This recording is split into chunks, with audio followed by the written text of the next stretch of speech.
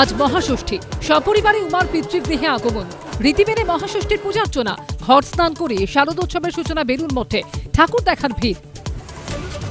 পুজো মোটে বাঙালি। উত্তর থেকে দক্ষিণ মহাষষ্ঠীতে সকাল থেকেই মণ্ডপে মণ্ডপে ভিড়। থিম আর সাবেকিয়ানার মেলবন্ধনের জমজমাট পুজো। পুজোয় পিছু ছাড়ছে না খারাপ আবহাওয়া। আজ ষষ্ঠীতে হালকা থেকে মাঝারি বৃষ্টি, সপ্তমী অষ্টমীতে কিছুটা স্বস্তি দিলেও নবমীতে ভোগাবে নিম্নচাপ, দশমী একাদশীতে ভারী বৃষ্টির পূর্বাভাস। পুজো বন্ধে চক্রান্তের অভিযোগ সজল ঘোষের। মুখ্যমন্ত্রীকে নিশানা অমিত মালব্যর। পুজোয় বাধা দিচ্ছে মমতা বন্দ্যোপাধ্যায়ের প্রশাসন। আক্রমণ মালব্যর, পাল্টা বহিরাগত খোঁচা তৃণমূলের। প্রধানমন্ত্রীর মন কি বাতে দুর্গাপুজোর কথা। কলকাতা দুর্গাপুজো ইউনেস্কোর ইনট্যাঞ্জিবল হেরিটেজ স্বীকৃতি পেয়েছে।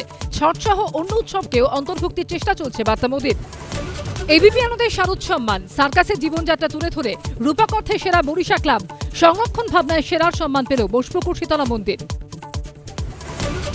কি নিয়ে সরগরম হীরক রাজ্য, কি বলছেন হীরক রাজ ও তার সভাসদরা? দেখুন হীরক রাজার দরবার, রাত 10:30।